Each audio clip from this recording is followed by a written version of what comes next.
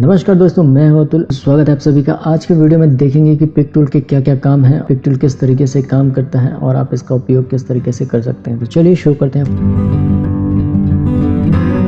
Pick tool का काम है सिलेक्शन करना, पोजीशन, मूव करना, ट्रांसफॉर्म करना, किसी भी ऑब्जेक्ट को स्केल करना, रोटेट करना, स्क्यू करना, स्ट्रेच करना। ये तमाम काम पिक टूल से किए जाते हैं। सबसे ज्यादा उपयोग होने वाला टूल पिक टूल ही है। किसी भी ऑब्जेक्ट में आप तभी कुछ चेंज कर पाएंगे जब वो ऑब्जेक्ट सिलेक्ट होगा। सिलेक्शन के लिए पिक टूल का इस्तेमाल होगा। लेफ्ट क्लिक करके आप ड्रैग करेंगे तो इस तरीके से आपका सिलेक्शन एरिया बनेगा। जितने भी ऑब्जेक्ट इस सिलेक्शन एरिया के अंदर आ जाएंगे उतने ऑब्जेक्ट सिलेक्ट हो जाएंगे।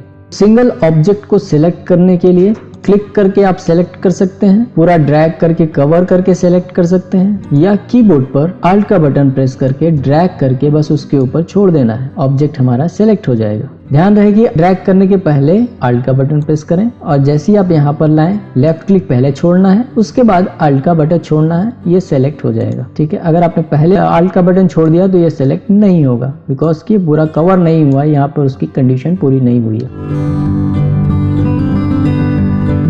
एक से ज्यादा ऑब्जेक्ट सेलेक्ट करने के लिए शिफ्ट का बटन प्रेस करना है और जितने भी ऑब्जेक्ट के ऊपर आप क्लिक करते जाएंगे आपका ऑब्जेक्ट सेलेक्ट होता जाएगा।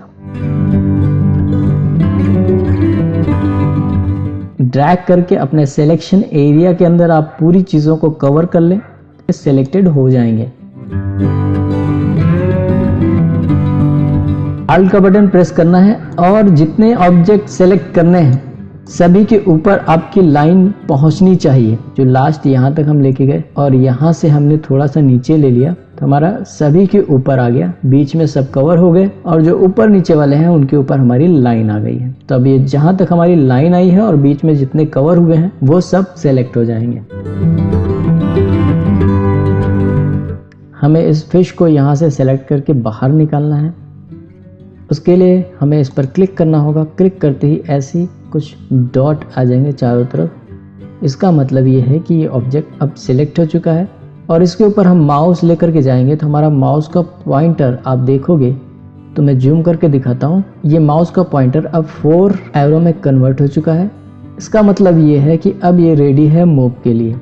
हम यहाँ पर लेफ्ट क्लिक करेंगे और इसको ड्रैग करेंगे। ड्रैग करेंगे तो आप देखोगे कि इसका वायर फ्रेम नज़र आ रहा है कि ये फिश यहाँ से यहाँ पर नज़र आ रही। अब हम इसको यहाँ पर छोड़ देंगे तो ये फिश यहाँ पर मूव हो जाएगी।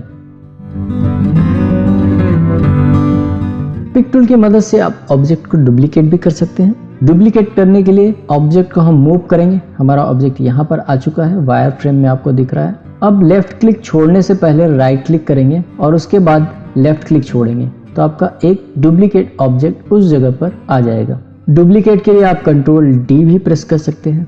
कंट्रोल डी आप जैसे ही प्रेस करेंगे आपका ऑब्जेक्ट डुप्लीकेट बन जाएगा। या तो आप कंट्रोल सी और कंट्रोल वी कर सकते हैं, सेम उसी जगह पर दूसरा ऑब्जेक्ट पेस्ट हो जाएगा और उसको आप इस तरीके से मूव करके दूसरी जगह शिफ्ट कर सकते हैं। या तो आप डुप्लीकेट के लिए कीबोर्ड पर प्लस का बटन यूज कर सकते हैं। जितनी बार आप प्लस प्रेस कर देंगे उतनी बार वो डुप्लीकेट हो जाएगा। जैसे हम यहाँ पर इसको सेलेक्ट करते हैं और 2 बार प्लस का बटन प्रेस कर देते हैं, अब ये हमारा 3 ऑब्जेक्ट बन चुका है, क्योंकि एक हमारा पहले से था और 2 बार हमने प्लस का बटन प्रेस कर दिया तो हमारा यहाँ पर 3 ऑब्जेक्ट बन चुका। अब इसको हम अगर मूव करना स्टार्ट करते हैं यहाँ से तो आप देखोगे कि यहाँ पर 3 ऑब्जेक्ट आ गए थे। तो ये हो गया डुप्लीकेट करने का ऑप्शन। 3-4 ऑप्शन मैंने दे दिया। पहला, ड्रैग करेंगे, लेफ्ट क्लिक छोड़ने से पहले राइट क्लिक कर देंगे, डुप्लीकेट बन जाएगा। दूसरा, कंट्रोल सी कंट्रोल वी उसी जगह पर पेस्ट हो जाएगा, मूव करके दूसरी जगह शिफ्ट कर सकते हैं। तीसरा, कंट्रोल डी प्रेस कर देंगे, डुप्लीकेट बन जाएगा। या तो कीबोर्ड पर प्लस का बटन इस्तेमाल करेंगे, जितनी बार प्लस का बटन प्रेस करेंगे उतनी बार वो डुप्लीकेट उसी जगह पर बन जाएगा। ठीक है, तो ये हो गया डुप्लीकेट करने का ऑप्शन।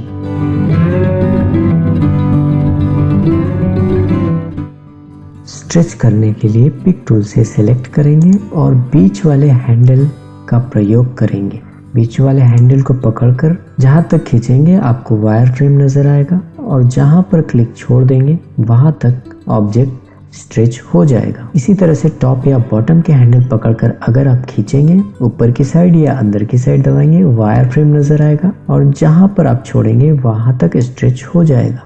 दोनों साइड एक साथ स्ट्रेच करने के लिए शिफ्ट का बटन प्रेस करेंगे और बीच वाले हैंडल को पकड़कर ड्रैग करेंगे, दोनों साइड एक साथ स्ट्रेच होगा। इसी तरह से टॉप और बॉटम पर स्ट्रेच करना है तो शिफ्ट का बटन प्रेस करेंगे और एक साथ स्ट्रेच इस तरह से करेंगे।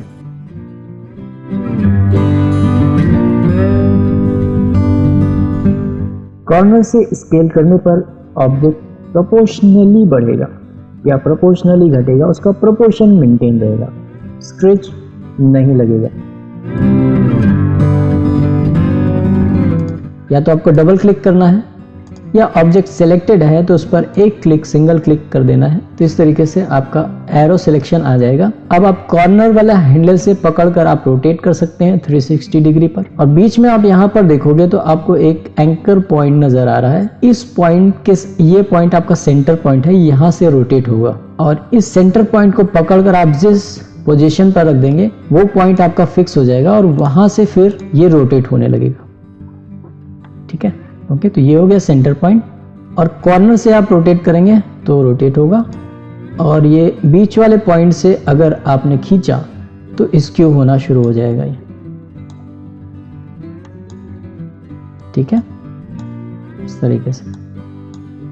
और इस तरीके से आपने कुछ उल्टा सीधा खींच दिया, आपको समझ में नहीं आ रहा है तो ऑब्जेक्ट पर क्लिक करेंगे और यहाँ पर क्लियर ट्रांसफॉर्मेशन पर क्लिक कर देंगे, आपका ऑब्जेक्ट वापस पुराने शेप में आ जाएगा।